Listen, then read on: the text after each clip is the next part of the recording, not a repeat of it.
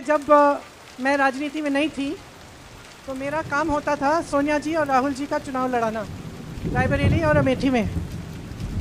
तो आप सबने कहा कि आप बहुत खुश हैं कि आज आप यहाँ हैं। आप यहाँ इसलिए हैं कि जो भी चुनाव लड़ता है ज़मीन पे वो जानता है कि चुनाव लड़ने वाला कौन है। चुनाव लड़ने वाला ब्लॉक का अध्यक्ष है, ब्लॉक के मेंबर हैं, बूथ के अध्यक्ष हैं, बूथ के मेंबर हैं, कांग्रेस का साधारण कार्यकर्ता है। अगर आप नहीं लड़ते हो तो कोई चुनाव नहीं जीत सकता। मैंने ये अपना अनुभव खुद देखा है कि किस तरह से अगर संगठन मजबूत होता है, संगठन के जो कार्यकर्ता हैं उनमें जोश होता है तो किसी भी परिस्थिति में चुनाव जीता जा सकता है। तो मैं पहले सोनिया जी का चुनाव लड़ने गई तो उस समय भाजपा की सरकार प्रदेश में भी थी, केंद्र में भी थी और बहुत कठिन परिस्थितियों में हम चुनाव लड़े।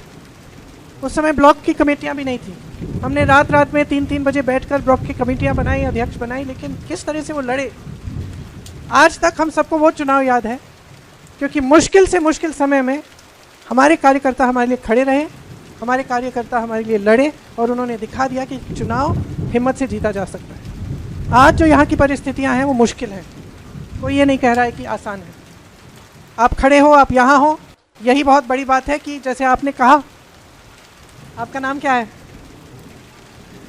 जैसे आपने कहा कि आपको बहुत मुश्किल परिस्थितियों में लड़ना पड़ रहा है, दबाव है, प्रशासन है, बड़े बड़े नेताओं पे भी प्रशासन का दबाव होता है, अलग तरह के दबाव होते हैं, लेकिन आप पे एकदम वहाँ पे अपने गांव में, अपने ब्लॉक में प्रशासन का दबाव आता है, डराया जाता है, धमकाया जाता है, लेकिन आप खड़े रहते हो। तो सबसे पहले मैं ये कहना चाहती हूँ कि आपको अपने आप में गर्व होना चाहिए। आज अगर कांग्रेस पार्टी इस देश में खड़ी है तो वो आप जैसे लोगों के बल पे खड़ी है, जिन्होंने अपनी पार्टी के प्रति समर्पण और आस्था दिखाई और जो आज भी लड़ रहे हैं। तो आज इस चुनाव में हमारे सबसे बड़े योद्धा कौन है?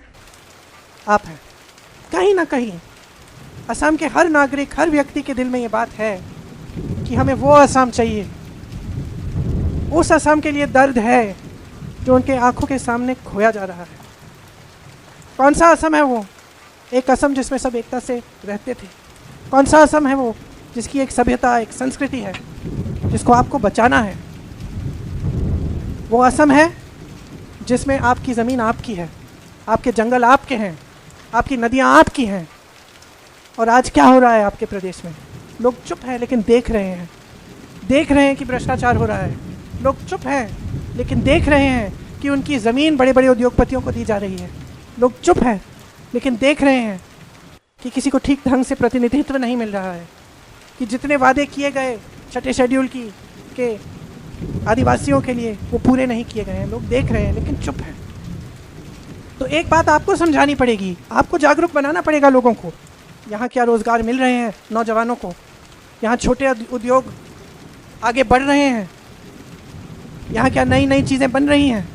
नहीं बन रही हैं। चुनाव के समय या जब सरकार चल रही है तो इसलिए घरों में पैसे भेजे जा रहे हैं ताकि चुनाव के समय वोट मिले।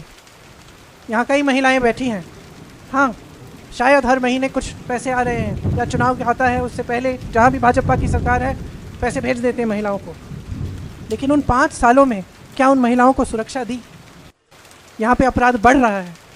उन 5 सालों में कितनी नौकरियाँ दी हैं महिलाओं को? कितने रोज़गार दिए हैं? कितनी महिलाओं को मदद किया है कि अपने पैरों पे खड़ी हों, कि छोटे छोटे उद्योग शुरू कर लें? जब आप असलियत देखेंगे, जब असलियत पहचानेगी जनता कि सच्चाई ये है कि ये सारी बातें उनके ध्यान को भटकाने के लिए की जा रही हैं और आस्ते आस्ते उनके देखते देखते इस प्रदेश की सारी संपत्ति जनता के हाथों से निकल रही है, एक परिवार के हाथों में जा रही है जो राज कर रहा है इस प्रदेश पे। जहाँ भी आप जाएं, किसी भी बिल्डिंग का पता कर लें, घूम फिर के ये बात आती है कि किसी ने कहीं ना कहीं किसी को पैसा दिया है। कोई भी कॉन्ट्रैक्ट ले लीजिए, जितने भी बड़े बड़े उद्योग लग रहे हैं, हर जगह किसी ने पैसा बनाया है।